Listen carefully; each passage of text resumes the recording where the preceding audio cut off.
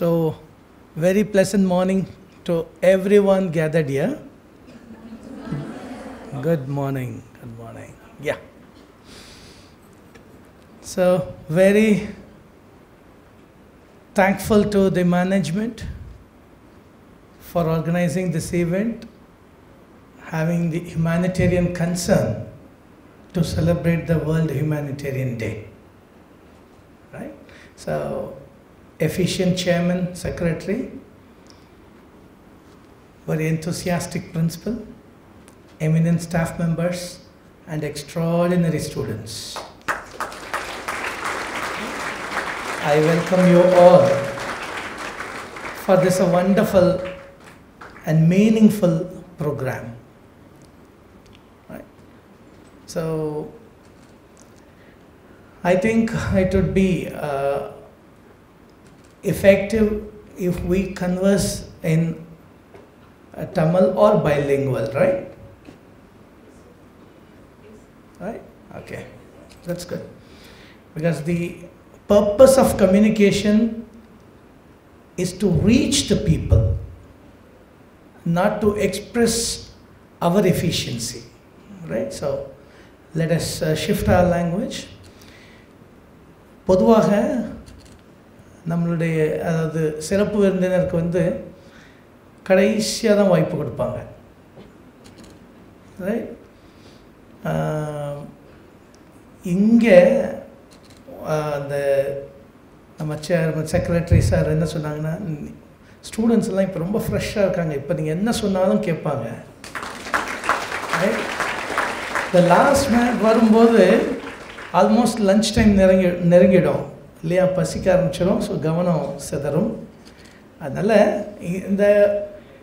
இந்த சிச்சுவேஷனை புரிஞ்சுக்கிட்டு இந்த வாய்ப்பை வந்து மிக சரியான வாய்ப்பை கொடுத்த செந்தில் சாருக்கு வந்து என்னுடைய நன்றி. அதை திறமையாக பயன்படுத்தணுன்றது என்னுடைய பொறுப்பாயிட்டு இப்போது, ரைட்? ஸோ இப்போது நம்ம இந்த செஷனை வந்து இன்ட்ராக்டிவாக கொண்டு போகலாம், ரைட்? Not a lecture. எப்போதுமே கிவ் அண்ட் டேக் இருக்கணும் இல்லையா? ஸோ நம்ம என்ன பண்ணணும், ஹியூமானிட்டேரியன் அப்படின்றதுக்கு தமிழாக்கம் சொன்னாங்க மனிதநேய. இன்றைக்கி என்ன டே? மனிதநேய தினம் இல்லையா? அந்த செலிப்ரேஷனுக்கு தான் வந்திருக்கிறோம்ல. ஸோ மனிதநேயம்னா என்ன அப்படின்றது நமக்கு என்ன புரியும், என்ன புரிஞ்சு வச்சுருக்கோம்? மனிதநேயம்னா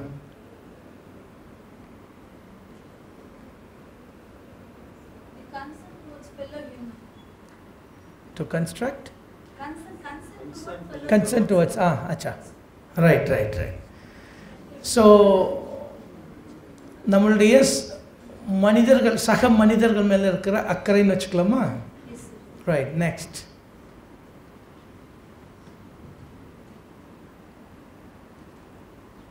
டைம் வேஸ்ட் பண்ணக்கூடாது, ரைட்? ரைட். வேர்ல்டு ஹியூமானிட்டேரியன் டே எப்படி உருவானது அப்படின்றது பலருக்கு தெரிஞ்சிருக்கும்.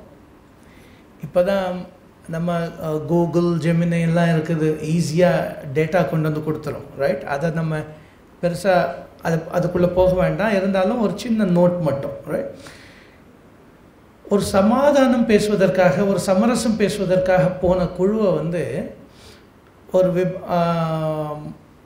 அந்த குழுவினர் மொத்தம் 22 பேரும் ஒரு அசம்பாவிதத்தில் இறந்து போயிடுவாங்க, ரைட்? சமாதானம் பேச போனவங்க, ஒரு சமரசத்துக்காக போனவங்க கொல்லப்படுவார்கள்.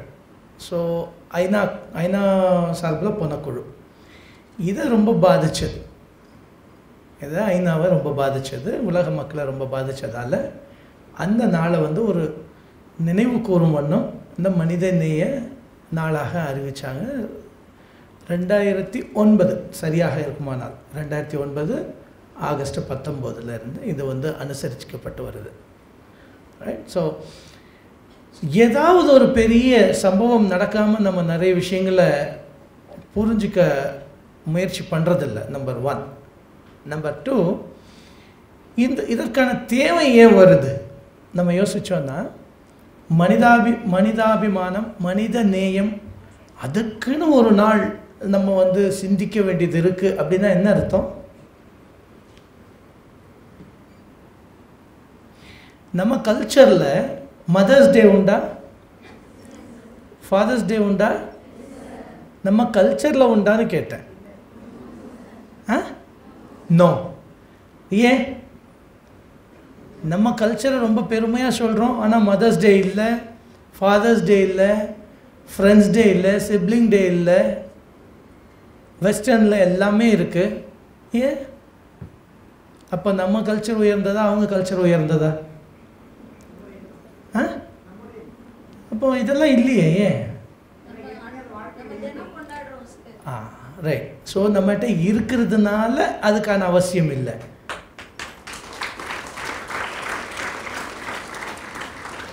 சரி, இந்த கைத்தட்ட அடுத்த கொஸ்டினுக்கு இருக்குமா?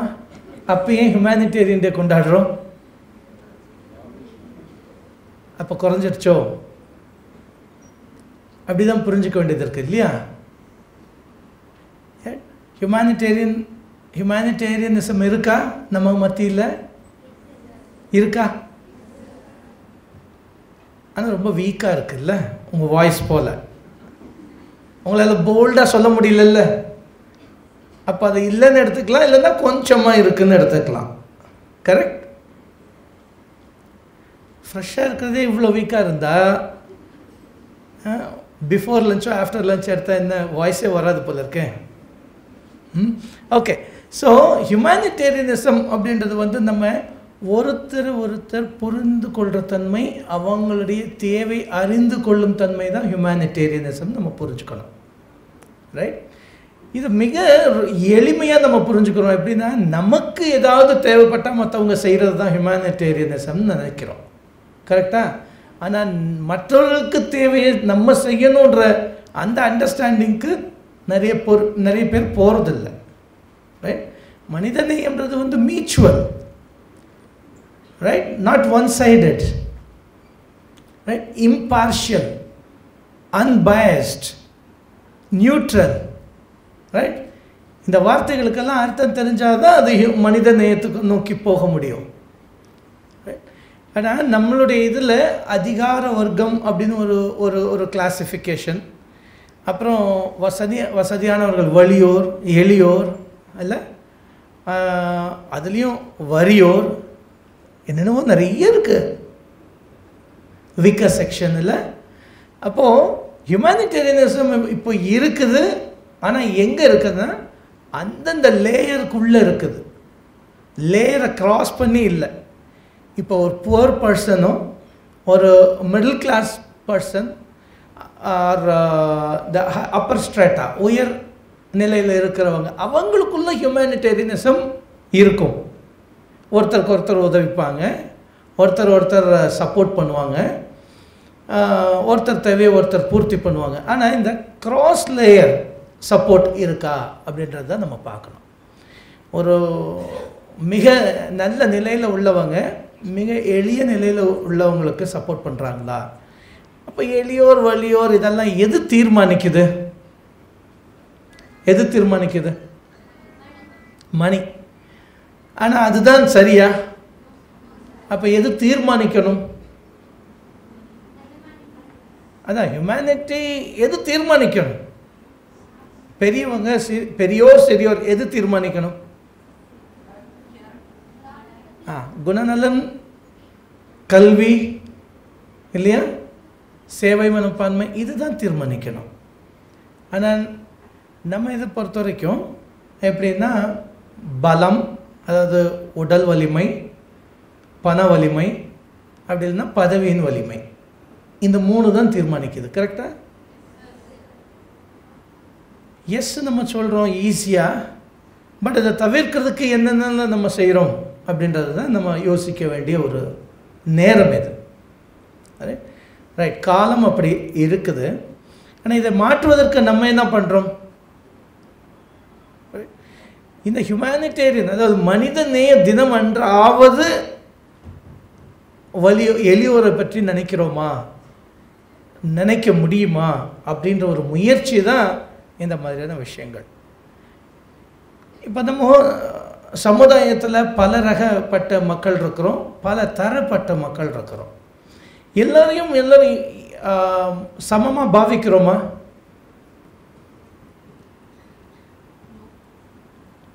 பாவிக்கிறது இல்லை. அப்போ அது தெரிஞ்சது என்ன பண்ணுறோம்? கரெக்டா? தெரிஞ்சு பண்ணுறது குற்றமா இல்லைன்னா தெரியாமல் பண்ணுறது குற்றமா? ரைட்டு. தெரிஞ்சே பண்ணுறதை மாற்றிக்க முடியுமா? முடியுமா? தெரியாமல் பண்ணுறதை மாற்றிக்கலாம் ஈஸியாக. தெரிஞ்சே பண்ணுறதை எப்படி மாற்றிப்பாங்க? தெரிஞ்சு தானே பண்ணுறாங்க. கரெக்ட்? அப்போ தெரிஞ்சு பண்ணுறதை மாற்றிக்கிறது ரொம்ப சிரமம். மாற்றிக்கணும் முயற்சி பண்ணால் கூட அது ரொம்ப நாள் எடுக்கும். அது மனசு சம்பந்தப்பட்டது. ரைட்?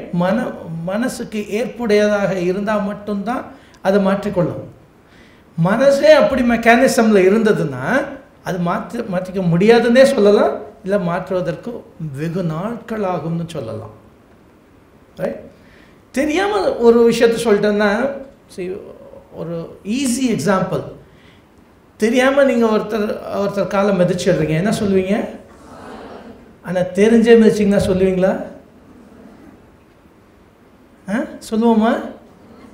அப்போ இதுதான் சிறந்த எக்ஸாம்பிள். அப்போ தெரிஞ்சு பண்ணுறத நீங்கள் உணர்வீங்களா தப்புன்னு? உணர மாட்டோம். அதனால தான் நம்ம மாறுறதே கிடையாது. ரைட்? இப்போ நம்ம பிரின்சிபல் பார்த்தா வணக்கம் சொல்லுவோம். ரைட்?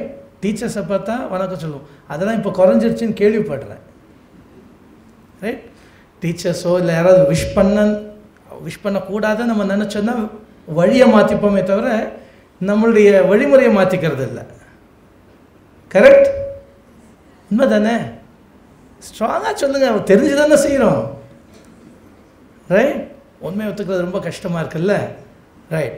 ஆனால் இதே ஹவுஸ் கீப்பிங் ஸ்டாஃபை பார்த்து எத்தனை பேர் விஷ் பண்ணியிருக்கிறோம்?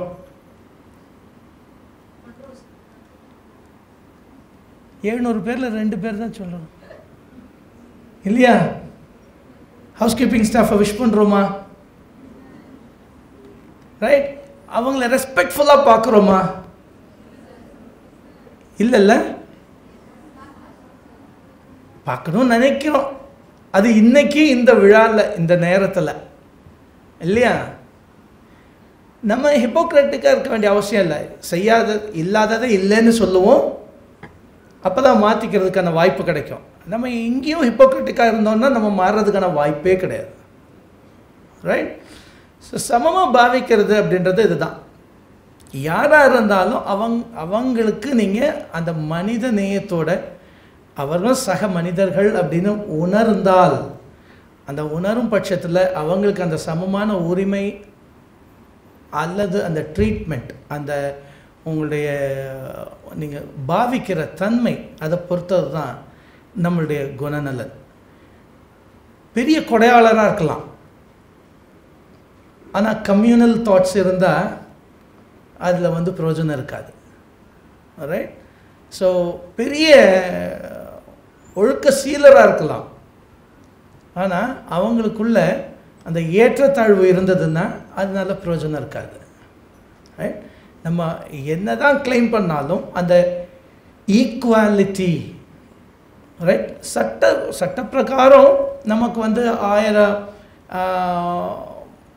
விளக்கங்கள் இருக்குது.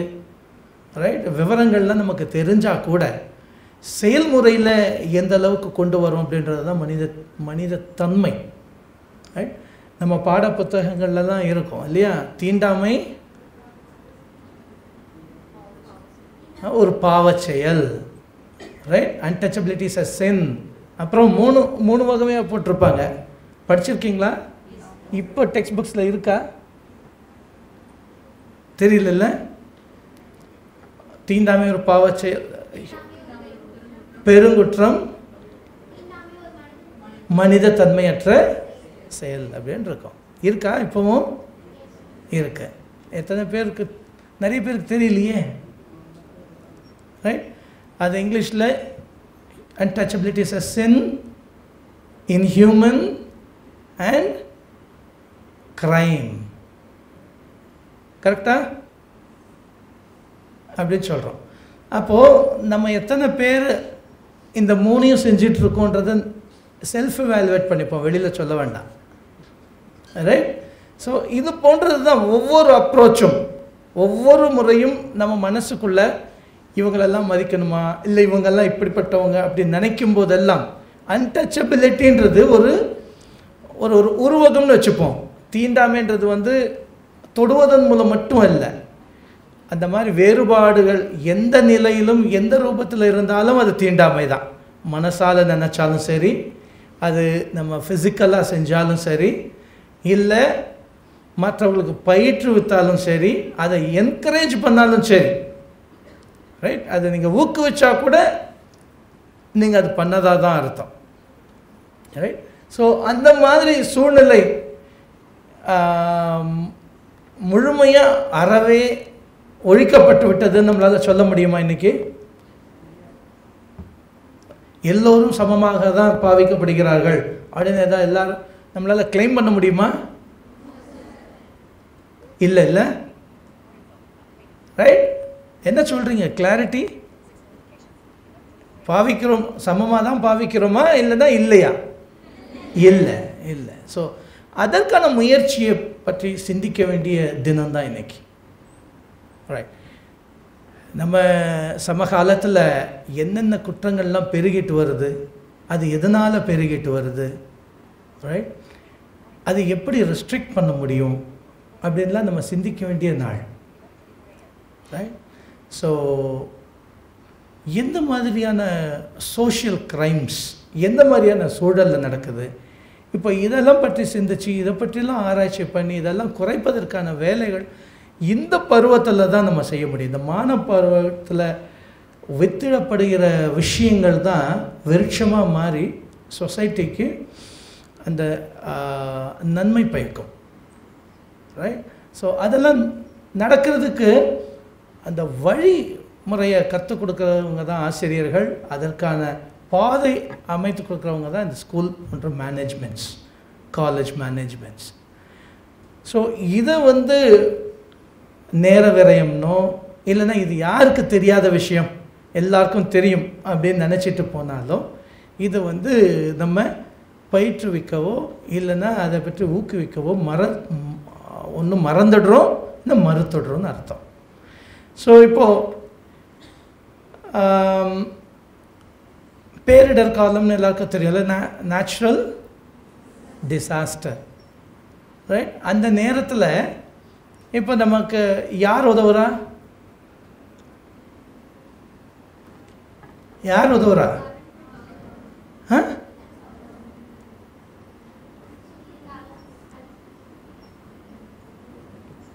ரொம்ப சிம்பிளாக சொல்லணும்னா யாரோ உதவுறா. அப்படி தானே?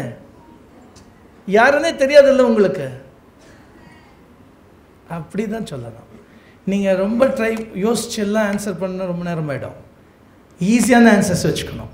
யாரோ உதவுறாங்க, முன்ன பின்ன தெரியாதவங்க உதவுறாங்க. Right? Doctors, paramilitary forces, medical forces, right? இதில் நிறைய பேர் இருக்கிறாங்க. Volunteers, even neighbours. ரைட்? நம்ம பல உதாரணங்கள் பார்த்துட்ருக்குறோம். நம்ம நியூஸ் படிக்கிறதோடு நிறுத்திடுறோம். ரைட்? ஒரு ஸ்கூல் பஸ் ஆக்சிடெண்ட் ஆகுது, ஒரு தண்ணியில் விழுந்துடுது. ஸோ ஒரு டீச்சர் வந்து இறங்கி அவ்வளோ குழந்தைங்களும் காப்பாற்றுறாங்க, ஆனால் அவங்க மூழ்கிடுறாங்க. அப்படி தானே? அதெல்லாம் கேள்விப்பட்டிருக்கோம்ல? கேள்விப்படுறதோடு சரி. ரைட்? ஆனால் இதே காலகட்டத்தில் தான் ஒரு ஆக்சிடெண்ட் நடந்தால் ரோட்டில் யாருமே போய் தூக்கி விடவோ இல்லைன்னா இம்மீடியட்டாக அவங்களுக்கு ஹாஸ்பிட்டல் அரேஞ்ச் பண்ணுறதுக்கோ யோசிக்கிற கூட்டமும் இருக்குது இல்லையா? ஏன்னா அதுக்கடுத்து போலீஸ் ஸ்டேஷன் அது இதுன்னு என்கொயரிலாம் போக வேண்டியது இருக்கும் இல்லையா? நம்மளுடைய ப்ரொஃபஷனை பாதிக்கும். அப்படி நினைக்கிற கூட்டங்களும் இருக்க தானே செய்யுது. ரைட்? அதையும் தாண்டி அந்த ஆக்சிடெண்ட் ஆகிற இடத்துல அந்த பாதிக்கப்பட்டவங்க கிட்ட இருந்து எதெல்லாம் லூட் பண்ணலான்ற குரூப்பும் இருக்குல்ல. ரைட்? ஸோ இதெல்லாம் எப்படி நம்ம மாற்ற முடியும் அப்படின்னா, ஒருவேளை இது வரைக்கும் நம்ம அதை பற்றி சிந்திக்காமல் இருந்திருந்தாலும், ஃப்யூச்சர் அதாவது பாஸ்ட் ஜெனரேஷனில் வெரி ஃபியூ கேரக்டர்ஸ் அப்படி இருந்திருந்தால் கூட, இனி வரும் ஜெனரேஷனில் அப்படிப்பட்ட ஒரு நிலை வராமல் இருக்கணும்னா அதுக்கு நம்ம மட்டும்தான் ஆதாரமாக இருக்க முடியும். ரைட்? யார் திருந்துவா? யாரை திருத்த முடியும்? யாரையுமே யாரும் திருத்த முடியாது, யாரையும் யாரும் மாற்ற முடியாது. நம்மளே மாற்றிக்கொண்டால் எல்லாருமே மாறினதாக நமக்கு தெரிய வரும். ரைட்? ஒரு பல ஆண்டுகளுக்கு முன்னால் ஒரு ஸ்பிரிச்சுவல் மீட்டிங்கில் ஒரு சொல்லப்பட்ட விஷயம் என்னென்னா, என்ன தான் முயற்சி பண்ணாலும் உன்னுடைய நெய்பர்ஸை உன்னால் மாற்ற முடியாது. மாற்ற முடியுமா? முடியுமா முடியாதா? முடியாது. அதில் ஸ்ட்ராங்காக இருக்கீங்க இல்லையா? ஏன்னா உங்கள் நெய்பரை நீங்கள் மாற்ற முடியாதுன்னு நினைக்கும் போது உங்கள் நெய்பர் உங்களை அப்படி தான் நினைக்கிறாங்க இல்லையா? நீங்கள் அவங்களுக்கு நெய்பர் ஆகிடுறீங்கல்ல. கரெக்டா? அப்போ மாற்ற முடியுமா முடியாதா? முடியுமா முடியாதா? முடியாது. அதில் ஸ்ட்ராங்காக இருக்கீங்க. குட். இப்போ உங்களையும் யாரும் மாற்ற முடியாது, நீங்களும் யாரையும் மாற்ற முடியாது. அதில் ஸ்ட்ராங் ஆகிட்டோமா? அப்போ ஒரே ஒரு விஷயந்தான் பண்ணலாம். நம்மளை மாற்றிக்க முடியுமா? அது முடியும் இல்லையா? நம்மளை மாற்றிக்கிட்டோன்னா ஆட்டோமேட்டிக்காக நமக்கு அவங்களும் மாறின மாதிரியான புரிதல் வரும். வேறு வழியே இல்லை. நம்ம யாரையும் மாற்ற முடியாது, நம்மளையும் யாரும் மாற்ற முடியாது. நம்ம மாறிக்கிட்டோன்னா அவங்க மாறின மாதிரியான தோற்றமும் வரும், நமக்கு அந்த திருப்தியும் வரும். ரைட்? ஸோ ஆபத்தில் உதவுறதுக்கு உறவு முறை தேவையில்லை. ரைட்? உங்களுக்கு என்ன இப்போ இந்த நான் சொன்ன மாதிரி டிசாஸ்டர் டைமில், இந்த வார்ஃபேர் டைமில், ரைட், அங்கெல்லாம் இருக்கிற இந்த red cross volunteers or peace committee volunteers எல்லாம் நான் ஒவ்வொருத்தரும் அவங்கவுங்க ரிலேட்டிவ்ஸை தேடியா போகிறாங்க? இல்லை இல்லையா? ஏதோ லைஃப் ரிஸ்க் எடுத்தும் போகிறாங்க. ரைட்? அதில் ஒரு இது உண்டு, ஹியூமன் எமர்ஜென்சின்னு ஒரு கிளாசிஃபிகேஷன் உண்டு இந்த டிசாஸ்டர் மேனேஜ்மெண்ட்டில். ரைட்? அது எப்படின்னா, பக்கத்து வீட்டில் இருக்கிறவங்களுக்கு எதாவது எமர்ஜென்சினா கூட நமக்கு எதுக்கு வம்புன்னு உட்காந்து நம்ம நைட் டைமாக இருந்தால் தூங்கிடுறோம், பகல் டைமாக இருந்தால் கிளம்பி வெளியில் போயிடுறோம். உண்மை தானே? ஆனால் அதெல்லாம் மனித தன்மையற்ற செயலுடைய உச்சம். பட் அதையெல்லாம் தவிர்க்கணுன்னா நம்மள மாதிரி மக்கள் தான் அதை சரி பண்ண முடியும். நம்மளை மாற்றிக்க வேண்டிய அவசியம் இருக்குது. இதில் இந்த ஹியூமனிடேரியன் டே அப்படின்றது இன்சிஸ்ட் பண்ணுறது என்னென்னா, இந்த மாதிரி சேவை செய்யக்கூடிய மக்களை ஊக்குவிப்பது எப்படி? சரி, நம்ம தான் அப்படி இருக்கிறோம், நம்மளையும் மாற்றிக்க முடியாது, நம்மளும் மாற்ற முடியாது. ரைட், முடிவு பண்ணிட்டோம். ரைட், இதுக்கு மேலே யாரும் லெக்சர் கொடுத்தாலும் வேஸ்ட்டு. அப்போது இந்த மாதிரி சேவை செய்கிறவங்கள நம்ம எப்படி அவங்கள ட்ரீட் பண்ணணும், அவங்கள எப்படி என்கரேஜ் பண்ணணும், அவங்கள எப்படி நினைவு கூறணும். ரைட்? அந்த சேவையின் காரணமாக பலர் உயிரை விடுறாங்க. ரைட்? கோவிட் பீரியட்லலாம் எவ்வளோ பேர், பலர் வாலண்டியராக வந்தாங்க, சிலர் கம்பல் பண்ணி கவர்மெண்ட் கம்பல்ஷனால் ஒர்க் பண்ணாங்க இல்லையா? Doctors, nurses, right, and health workers. நமக்கெல்லாம் ஆப்ஷன் இருந்தது. என்னது? வேலைக்கு வர வேண்டாம், காலேஜ்க்கே வராமல் பாஸ் பண்ணலாம், அப்படி தானே? கிளாஸ் அட்டென்ட் பண்ணாமல் அட்டெண்டன்ஸ் வாங்கலாம், ரைட், கிரேஸ் மார்க்ஸ் போடலாம். 1008 சலுகைகள் இருந்தது. ஆனால் ஹெல்த் ஒர்க்கர்ஸ்க்கு இருந்ததா? ரைட்? அதனால் உயிர் இருந்தவர்கள் எத்தனை பேர்? மற்றவங்க உயிர் வாழணுன்றதுக்காக சேவை செஞ்சவங்க எத்தனை பேர் உயிரிழந்தாங்க? ரைட்? ஸோ அதெல்லாம் நினச்சி பார்த்தோன்னா அவங்களை எப்படி நம்ம நினைவு கூர்றது, அவங்களை எப்படி நம்ம பெருமைப்படுத்துவது அப்படின்னு சிந்திக்கக்கூடிய நாள் தான் இது. ரைட்? ஹெல்த் ஒர்க்கர்ஸ் மாதிரி சானிட்டரி ஒர்க்கர்ஸ், ரைட். நான் சொன்னேன் இல்லையா, ஹவுஸ் கீப்பிங் இப்போ எத்தனை பேர் ஹவுஸ் கீப்பிங் ஸ்டாஃப் எப்போ நமக்கு ஞாபகம் வரும் சொல்லுங்கள்?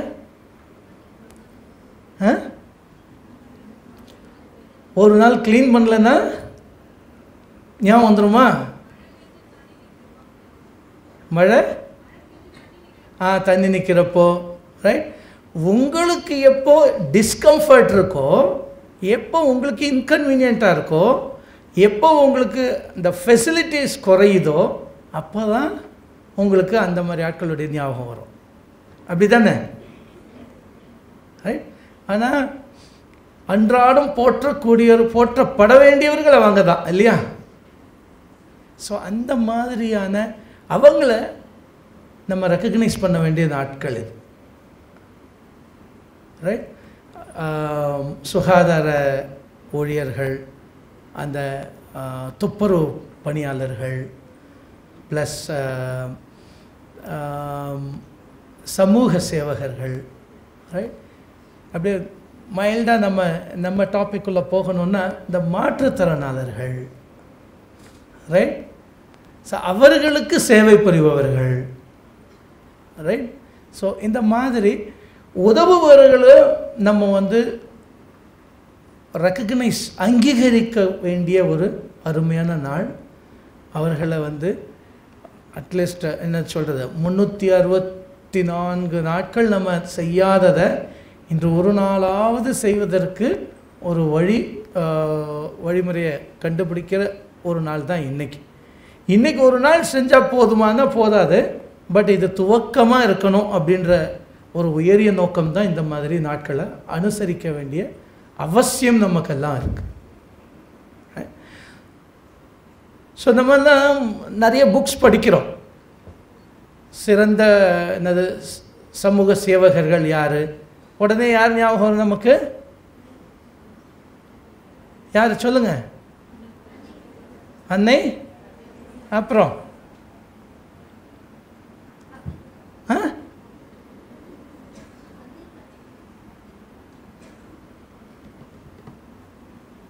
தட்டுப்பாடு இருக்கோ சமூக சேவகர்களுக்கு?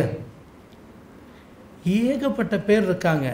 ஆனால் நம்ம யாராவது ஒருத்தர் ப்ரொஜெக்ட் பண்ணிவிட்டு அப்படியே விட்டுடுறோம், ரைட். அதனால் நமக்கு நம்மை சுற்றி இருக்கிறவங்களே பலர் பாராட்டுக்குரியவர்கள் இருக்கிறாங்க. அதை நம்ம ரெக்கக்னைஸ் பண்ண மறுக்கிறோம், இல்லை மறந்துடுறோம், ரைட். இப்போது இந்த காலேஜ்லேயே, ரைட், நம்மெல்லாம் சௌரியமாக இருக்கிறதுக்கு காரணமானவர்கள் பலர் இருப்பாங்க, ரைட். ஸோ அவர்களெல்லாம் நம்ம மறந்துடுறோம், ரைட். ஃபார் எக்ஸாம்பிள், இந்த காலேஜ் மேனேஜ்மெண்ட் இந்த சுற்று வட்டாரத்துக்கு எவ்வளோ நன்மை பண்ணுவாங்க, ரைட். Social responsibility, right. இந்த ஸ்டூடெண்ட்ஸுக்கு அகாடமிக்ஸ்க்கு மட்டும் கொடுத்தா போகாது, ஸோ தட் த சோஷியல் அவேர்னஸும் கொடுக்கணும்னு நினைக்கிறாங்க இல்லையா? அந்த ஹியூமனிடேரியனை விதைக்கிறதுக்கான வழிமுறை தான் இதெல்லாம். ஸோ அது பெரிய சமூக சேவை. கல்வி நிறுவனங்கள் ஆரம்பிக்கிறதே பெரிய சமூக சேவை தான், ரைட். ஒரு சிலர் அதை வணிகமயமாக்குறாங்கன்றதில் அந்த ஒரே ஒரு விஷயத்தை வச்சுட்டு எல்லோரையும் அப்படி நம்ம பிராண்ட் பண்ண முடியாது, ரைட். ஸோ நம்மை சுற்றி உள்ளவர்களை நம்ம விட்டுடுறோம். நம்ம பொதுமைப்படுத்துகிற ஏதாவது ஒருத்தர் 2 பேரை மட்டும்தான் நம்ம மைண்டில் வச்சுக்கிறோம் இல்லையா? ஸோ நிறைய பேரை படிங்க, நிறைய பேருடைய வாழ்க்கை வரலாறை படிங்க, ரைட். பல தலைவர்கள் இருக்காங்க, பல சமூக சேவகர்கள் இருக்காங்க. வருடம் நம்ம அவார்ட்ஸ், பத்மா அவார்ட்ஸ் நிறைய பேர் வாங்குகிறாங்க. அவங்க சும்மா வாங்கிறதில்ல. ஸோ அவங்களுடைய லைஃப் ஹிஸ்ட்ரி எடுத்து படிங்க, ரைட்.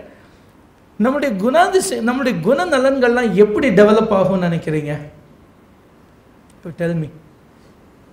நான் உங்களுக்கு ஏதாவது ரோல் மாடல், எல்லோருக்கும் ஒரு ரோல் மாடல் இருக்காங்களா இல்லையா? நீங்கள் யாருன்னு சொல்ல வேண்டியதில்லை, உங்கள் ஃப்ரெண்டு யாருன்னு சொன்னால் போதும்னு சொல்கிறாங்களா இல்லையா? அதே மாதிரி தான் உங்கள் ரோல் மாடல் யார் அப்படின்னு நீங்கள் சொன்னீங்கனாலே உங்கள் குணநலன் தெரிஞ்சிடும்.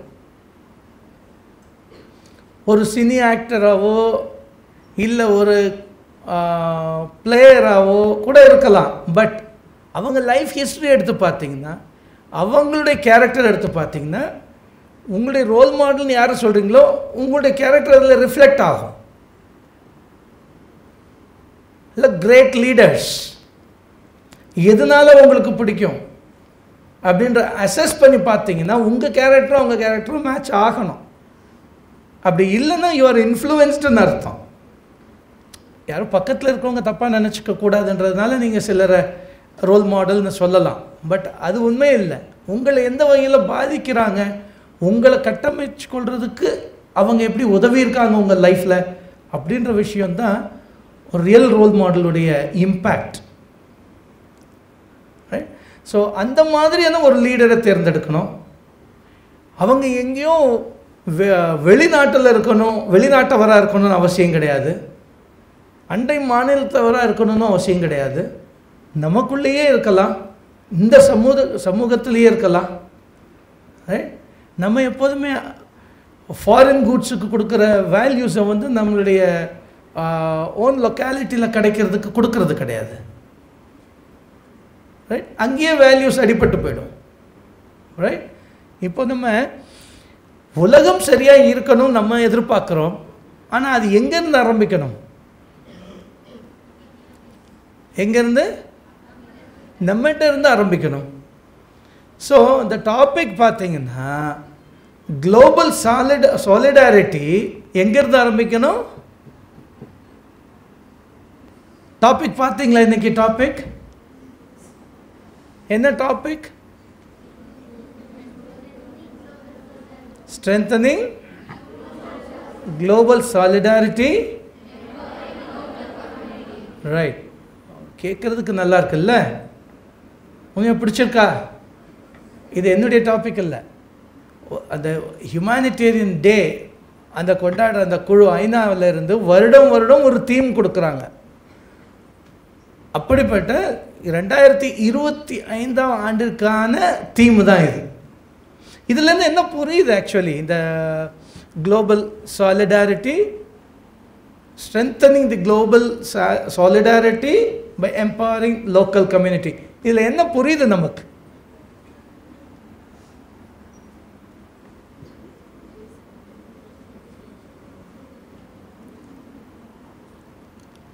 புரியலன்னா இமீடியட்டாக புரியலன்னு சொல்லிடலாம். நம்ம புரியலையா? ரைட்.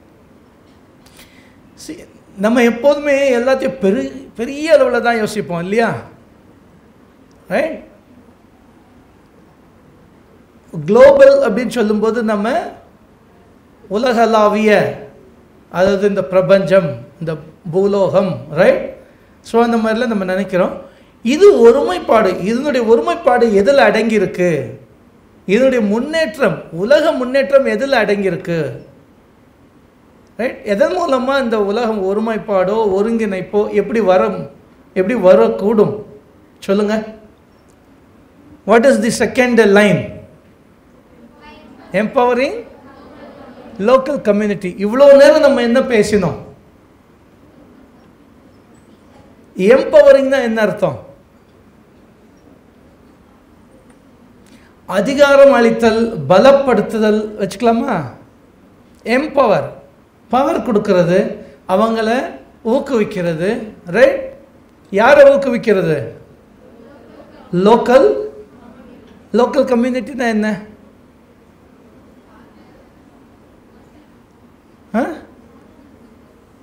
நம்மளுடைய சுற்றம், ரைட்? நம்மை சுற்றி உள்ள சமூகம். ரைட்? லோக்கல்ன்ற வார்த்தைக்கு ஒரு எந்த அகராதியில் இந்த அர்த்தம் வச்சாங்கன்னு தெரியாது. லோக்கல்னா ரொம்ப சீப், அப்படி தானே? கரெக்டா? லோக்கல்னா என்ன அர்த்தம்? சீப்பா? பாருங்க, லோக்கல்ன்றது அருகாமை, அது நம்மளுடைய சுற்றி உள்ள அண்மை அப்படின்ற மாதிரி எடுத்துக்கணும். க்ளோசர் டு அவர் சர்க்கிள், அதுதான் லோக்கல். புரியுதுங்களா? ஸோ நீங்கள் லோக்கல்ல உடனே என்ன நம்ம நினைக்கிறோம்? சீப், இல்லைன்னா அது ரொம்ப low quality. Correct? Low quality தான் லோக்கல் ப்ராடக்ட் அதுன்னு சொல்லுவோம் இல்லை? அப்படி இல்லை. நம்மை சார்ந்த சமூகத்துடைய ப்ராடக்ட்ஸ் லோக்கல், சுதேஷின்னு சொல்லுவோம் இல்லையா? நம்மளுடைய பொருட்கள் லோக்கல் ப்ராடக்ட்ஸ், நம்ம வாழ்கிற இந்த சமூகத்தில் உருவாக்கப்படுற உற்பத்தி செய்யப்படுகிற பொருட்கள் லோக்கல் ப்ராடக்ட்ஸ் சொல்லுவோம். ஃபாரின் ப்ராடக்ட்னா மட்டும் நமக்கு ரொம்ப மதிப்பு கூடிடும். கரெக்டா? அப்படி தானே? ஃபாரின் ப்ராடக்ட்னா எவ்வளோ தான் காசு கொடுத்து வாங்குவோம். லோக்கல் ப்ராடக்ட்னா பார்கெயின் பண்ணுவோம், ரொம்ப சீப்பாக கேட்போம், கிடைக்கலன்னா அதை ரிஜெக்ட் பண்ணிடுவோம். அப்புறம் எப்படி லோக்கல் கம்யூனிட்டி எம்பவர் ஆகும்? லோக்கல் கம்யூனிட்டி எப்படி டெவலப் ஆகும்? ரைட்? இப்போ நீங்கள் சார்ந்து இருக்கிற சமூகம், ரைட், இந்த சேவை சமூகங்கள், இந்த நான் சொன்ன மாதிரி பல படிநிலைகளில் இருக்கிறவங்களெல்லாம் நீங்கள் ஆதரிக்கலைன்னா எப்படி உலகளாவிய திட்டத்துக்கு நீங்கள் போக முடியும்? ஃபஸ்ட்டு லோக்கல்லையே ஒரு நிம்மதி இல்லை, அமைதி இல்லை, ஒரு ஒரு வாழ்வதற்கான சூழ்நிலை இல்லை, ஒரு ஏற்றத்தாழ்வு நிறைந்த ஒரு கரப்ஷன் நிறைந்த இந்த மாதிரியான சூழ்நிலை இருக்கும்போது நீங்கள் உலகளாவிய பற்றிய விஷயங்களை பேச முடியுமா? அதை விவாதிக்க முடியுமா? அதை முன்னேற்ற முடியுமா? ரைட்? அதுதான் நம்ம சொன்னுடைய தாற்பயம். நம்ம ஃபஸ்ட்டு மாற்றிக்கொள்ளணும், நம்ம டெவலப் பண்ணணும். அப்படி டெவலப் பண்ணும்போது தான் நம்ம நெய்பர்ஸையும் டெவலப் பண்ணணும். அப்புறம் அப்படியே சொசைட்டிக்கு வரணும். சொசைட்டியுடைய லார்ஜர் வெர்ஷன் தான் என்னது? நேஷனுடைய லார்ஜர் வெர்ஷன் தான் குளோபல். ரைட்? புரியுறதா? புரிகிற மாதிரி இருக்கா? ரைட்? ஸோ இந்த சின்ன யூனிட்ஸ் ஸ்ட்ரென்தன் பண்ணாமல் we cannot realize the global solidarity. Right? இப்போ நம்ம சொல்கிறோம் விமன் எம்பவர்மெண்ட்டை பற்றி பேசுகிறோம். ஏன்னா அதுதான் ரொம்ப சூட்டபுளாக இருக்கும் இல்லையா இங்கே பேசுகிறதுக்கு. விமன் எம்பவர்மெண்ட்னா என்ன?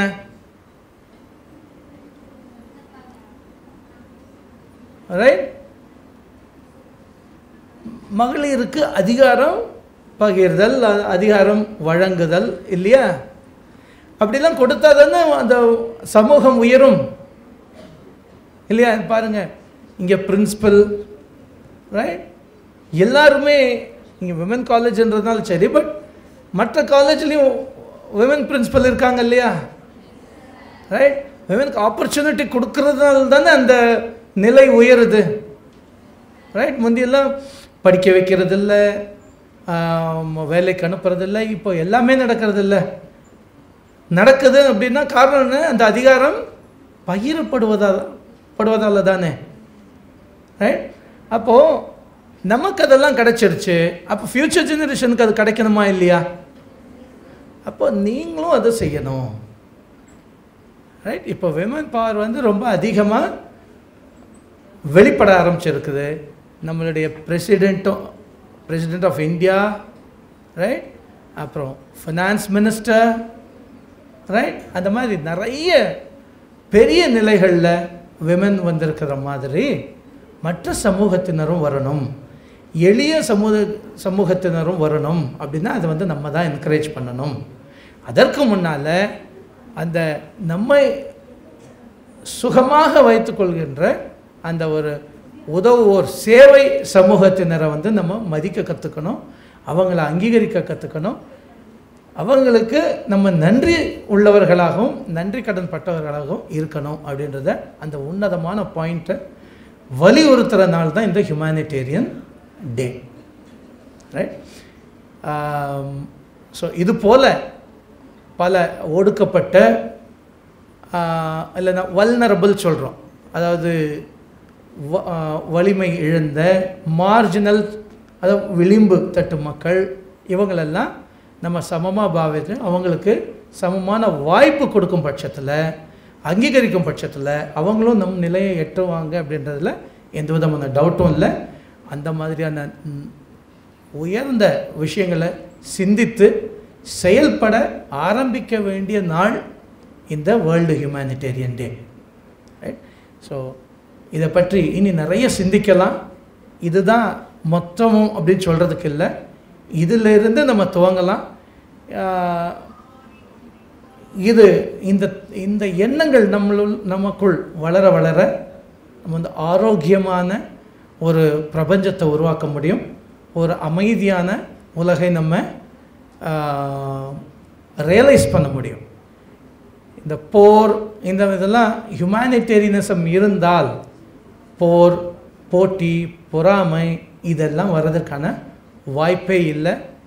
ஸோ அந்த தீவிரவாதம், பயங்கரவாதம் அதுக்கெல்லாம் வாய்ப்பே இல்லை. ஏன்னா மனிதத்தன்மை, மனிதாபிமானம், மனித நேயம் இதெல்லாம் இருந்தாலே எப்படி ஒரு பயங்கரவாதம் வர முடியும்? ரைட்? ஸோ இந்த மாதிரி சூழ்நிலைகள் எல்லாம் இப்போ இருக்கிற நம்ம எதெல்லாம் சமூகத்துக்கு ஒவ்வாத விஷயங்களாக நினைக்கிறோமோ அதுக்கு எல்லாத்துக்கும் காரணம் ஒன்றே ஒன்று தான், ஆப்சன்ஸ் ஆஃப் ஹியூமனிடேரியனிசம். அந்த ஆப்சன்ஸை வந்து நம்ம கிளியர் பண்ணி த ப்ரெசன்ஸ் ஆஃப் ஹியூமனிடேரியனிசத்தை கொண்டு வந்தோன்னா we can ensure the pleasant nature of the peace, right, throughout the world, which ensures the global solidarity. அது வரைக்கும் இதெல்லாம் ஒரு சும்மா அனுசரிக்கப்படக்கூடிய நாட்களாக தான் இருக்குமே தவிர நம்ம வந்து அதை ரியலைஸ் பண்ணுற நாட்களாக மாற வாய்ப்பில்லை.